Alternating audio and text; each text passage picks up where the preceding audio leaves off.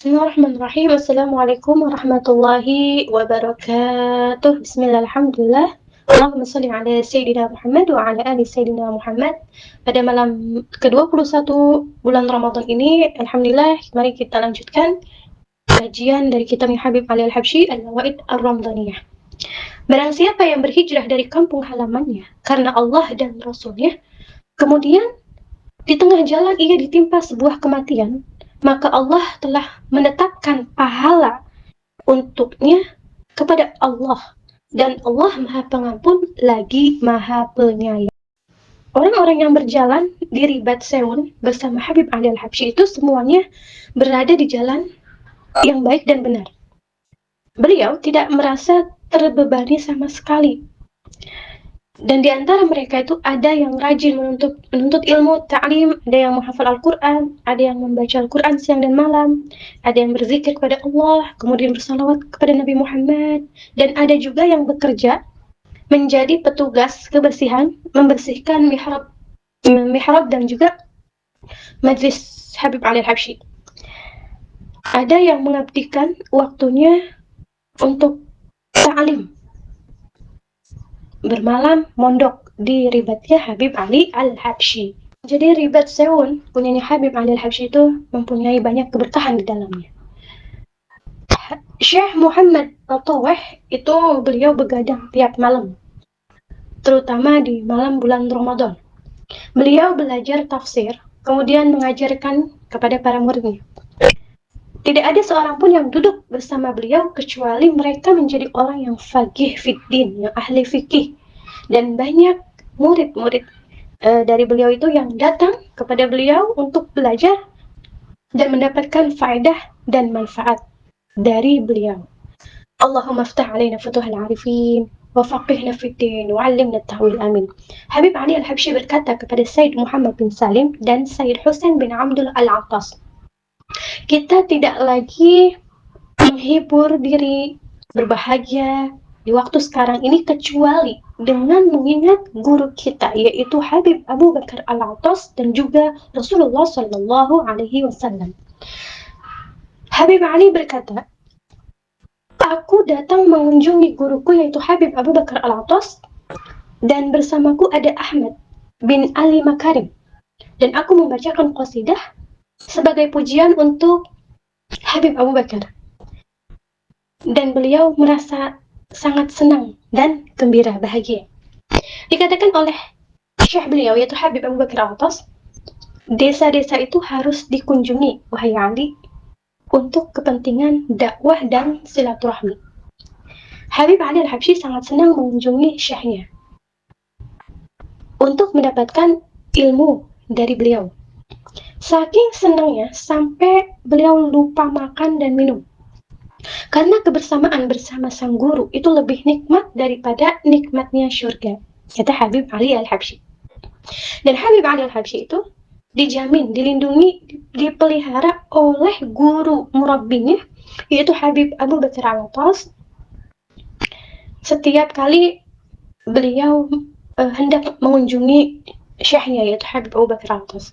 Semenjak dia meninggalkan kota Seun sampai beliau sudah berada di rumah sang guru Al-Murabbi Al-Habib Abu Bakar Al-Attas. Semoga keberkahan beliau Allah mengembalikannya kepada kita semua, amin ya rabbal alamin. Habib Abu Bakar Al-Attas adalah mahabbah atau cinta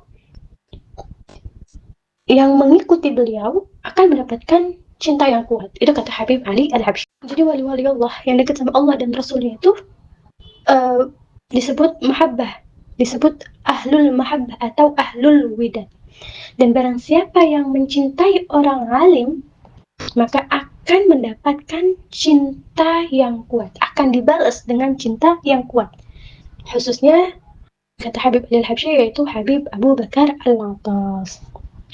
Orang-orang yang hadir di majlis ini ingin menjadi sahabatku saat mereka tahu posisi kedudukan sahabatku di sisi Allah Subhanahu wa Ta'ala. Maksudnya sahabat ini adalah gurunda, guru murabbi Al-Habib Abu Bakar Al-Attas. Jadi semua orang yang hadir di majlisnya beliau tuh ingin menjadi sahabatnya Habib Abu Bakar Al-Attas.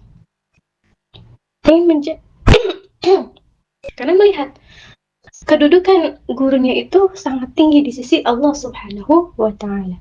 Tidak ada yang mencintai kami kecuali orang-orang yang soleh, dan tidak ada yang mencintai kami kecuali mereka akan bahagia. Jadi kalau kita mencintai waliullah, balasannya kita akan diberi kebahagiaan fid dini wad dunya wal akhirat. Dan Habib Abu Bakar Al-Attas itu merupakan orang yang mempunyai derajat waliullah, tapi beliau adalah mastur. Nah, Habib Abu Bakar itu ninggalin para pengikut setelahnya, ya, murid-muridnya, yang semuanya itu adalah orang-orang yang soleh. Jadi barang siapa yang mengikuti Habib Abu Bakar Al-Attas, maka insya Allah beliau maka insya Allah mereka akan dijadikan orang-orang yang soleh. Sebab apa? Sebab asar dari al-wali, dan dari Habib Abu Bakar Al-Attas. Habib Abu Bakar Al-Attas berkata, dasar yang kokoh itu adalah pondasinya, dan cahaya yang bersinar di tengah kegelapan adalah porosnya, yaitu fana terhadap Syekh Murabbi. Maksudnya bahwa murid itu menyaksikan sang guru murabbi dalam derajat yang tinggi, yang tidak ada derajat di atasnya kecuali derajatnya Nabi Muhammad Sallallahu Alaihi Wasallam. Maka al-fana ini terhadap Syekh, ya, akan membawa murid ke derajat yang lebih tinggi. Dan murid yang ikhlas dalam kecintaannya kepada sang murabbi atau Syekh murabbi itu akan segera mendapatkan warisan berupa madat dan sir yang diterima dari syekhnya. Seorang murid atau santri itu akan mendapatkan madat dan sir dari gurunya sesuai dengan kadar kecintaannya kepada guru tersebut.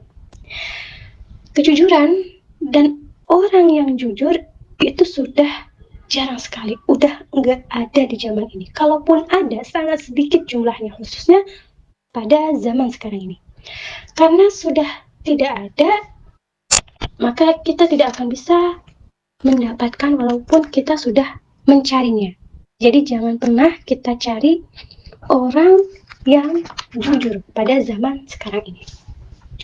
Apakah seorang murid lebih mengutamakan syekhnya dalam berdoa dan mengutamakannya daripada dirinya sendiri? Ya, itu sesuatu yang harus dilakukan oleh seorang murid. Diceritakan, ayahnya Habib Ali Al-Habsyi, yaitu Habib Muhammad bin Husain Al-Habsyi, saat diceritakan tentang Syekh murabbinya, beliau dalam keadaan sakit demam yang sangat menggigil. Seketika demamnya hilang ketika nama Syekh murabbinya disebut. Jadi mengingat Syekh murabbi di saat murid sedang sakit bisa menjadi obat penawar. Ketika Habib Ali Al-Habsyi membayangkan gurunya yaitu Habib Abu Bakar Al-Attas, semua kesedihan dan kecemasan dalam hatinya itu akan hilang. Dada terasa lapang dan plong di saat menyebut nama Syekh murabbi kita. Jika kami diberi pilihan antara kenikmatan surga dan majlis-majlis orang alim, kami pasti lebih memilih majlis daripada kenikmatan surga. Kenapa? Karena kenikmatan surga akan mempertemukan kita dengan ridho Allah di surga. Dan majlis alim ulama itu adalah sarana yang akan mengumpulkan kita demi keridhaan Allah yang dimulai dari sekarang. Orang-orang zaman sekarang itu banyak yang tidak memperhatikan syekhnya, gurunya, terutama Syekh murabbi, dan tidak menuliskan sedikit pun dari kalamnya, perkataannya untuk diambil faedah dan manfaatnya. Imam Haddad itu zaman dulu tidak terkenal, pada zaman beliau hidup tidak terkenal, karena beliau takut dengan popularitas, takut terkenal. Tapi setelah beliau wafat, beliau menjadi terkenal disebabkan karena muridnya. Karena seorang guru itu tidak akan terkenal kecuali sebab muridnya yang mengenalkannya kepada umat.